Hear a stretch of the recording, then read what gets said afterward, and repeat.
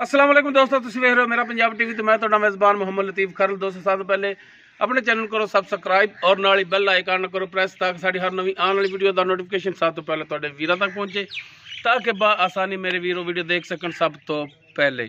दोस्तों, रोजाना की तरह अज भी तुहाडा वीर तुहाडे वास्ते एक माशाअल्लाह अनमोल हीरा अनमोल गाय उसकी वीडियो लैके हाजिर है। इंशाअल्लाह उम्मीद करांगे वीरां नूं साडी अज दी वीडियो पसंद आवेगी। लोकेशन साडी तहसील आरीवाला, जिला पाकपत शरीफ आरीवाला, तकरीबन 15 तो 16 किलोमीटर के फासले ते खड़े हाँ। जानवर दिखाने, बाकी गल्लां जिहड़ियां करांगे मालकां नाल, गरंटियां तसलियां लांगे मालकां तो। ते जनाब करो हाँ कैमरे की नज़र गाए मुकम्मल इसका कद वीरां दे सामने कैमरे की नज़र वीर देख सकते हैं। सून वाली बाकी किनवा सूआ सुना है, किन्ने दिन लैगी, किहड़ी नस्ल जात है, ये गल्लां होणगियां मालकां दे नाल। और माशाअल्लाह सून वाली है।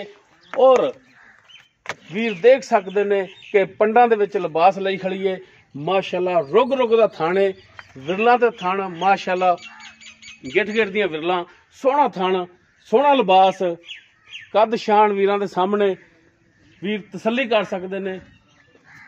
लैने देने मुकद्दर माशाअल्लाह रब ने हुसन दिता है, गां नूं सोहना लिबास दिता है।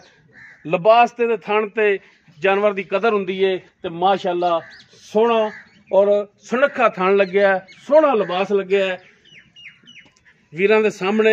और मूँहों किन्ने दंदे, किन्ने दंद चौगे, मूँहों 4 दंदे माशाअल्लाह। लवी वैड़ है वीरां दे सामने, कैमरे की नज़र वीर कर लवन तसलियां माशाअल्लाह। निक्का निक्का सिंग माशाअल्लाह फब्बिया खड़ा है, सोहनी लगती पई है। ते जनाब इनू माड़ा जा खोल के टोर के भी दिखाया जे, ताकि वीर कर लवन तसलियां।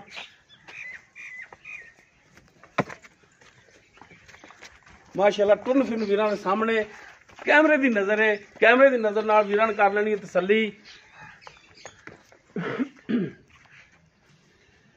मड़ा जी टोर फराए सा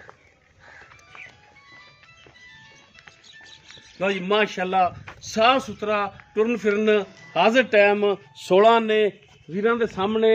वीरां ने देख के कर लेनी तसल्ली। लेने देने मुकद्दर माशाअल्लाह जानवर सोहना सुनखा साफ सुथरा। परली साइड दो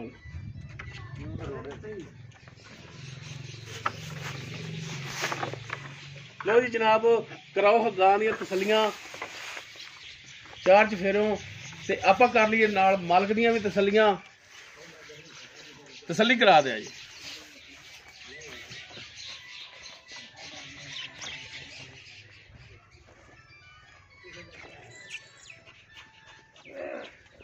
हाँ जी राव साहब, आप जी गाय दिखा रहे किहड़ी नस्ल जात दे विच है? जी साहिवाल दे विचों फ्रीजन किहदा नाम जर्सी है। जर्सी और साहिवाल दा, जर्सी साहिवाल दा और जर्सी दा क्रॉस है। पहला सुबह है, मूँह 4 दंद। और किन्ने दिन लै जाएगी सूण दे विच? 2-4 दिन लै जाएगी, 2 तो 4 दिन लै जाएगी सूण दे विच। ठीक हो गया। ते जनाब थन की गारंटी होगी? बिल्कुल जी, जेड़ा आवेगा पास कर। छट्टा फार गंड मरोड़ी किसी किस्म का कोई सुंदी पई है जी, तुहानू जदों चोवांगे उदों पता लगे। अगर कोई भरा लै लैंदा अपने तो ते पास करा दे देंगे, पास करा के दोगे। अगर कोई भरा कहंदा कि जनाब इधर आ जाओ, अगर कोई भरा कहंदा है कि जनाब बयाना करा देने जानवर सूण तो बाद लैके जावांगे, ते जनाब तुसीं ठल लोगे उन्हें दिन? ठल लांगे, बयाना कर लवे मोटा। ठीक हो गया जी। अगर सूण तो बाद कोई मसला मसाइल निकलता जानवर, वो गब्बन दा बयाना होया ते गब्बन उन्हां दा ही होना। नहीं अगर जानवर दे थन दे विच कोई मसला निकलिया तां सूण तो बाद? सूण तो बाद अगर गब्बन डंगर विकदे तो फिर तो उन्हां दी होना 30 रुपया।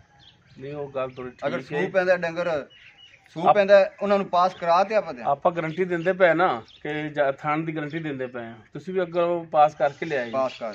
ਠੀਕ ਹੈ, ਬਿਲਕੁਲ। ਬੰਦੇ ਨੂੰ ਤਸੱਲੀ ਹੁੰਦੀ ਤੇ ਬੰਦਾ ਗਰੰਟੀ ਵੀ ਦੇ ਸਕਦਾ। ਵਾਧੇ ਘਾਟੇ ਤੇ ਜਵਾਬਦਾਰ ਹੋਵਾਂਗੇ, ਜਵਾਬਦਾਰ ਹੋਊਗਾ। ਜਵਾਬਦਾਰ।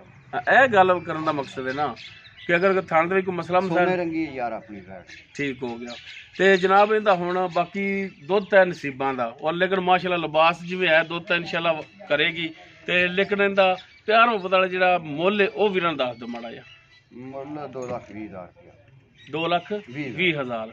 बाकी इस दे विचों कोई प्यार मुहब्बत होवेगा? थोड़ा बहुत होवेगा बस, कोई गुजाइश मेहरबानी बस एवं माड़ा मोटा ही है। आप वो गुजाइश वाली गल तो नहीं छड्डी, लेकिन एवं माड़ा मोटा कर लांगे। ठीक हो गया जी।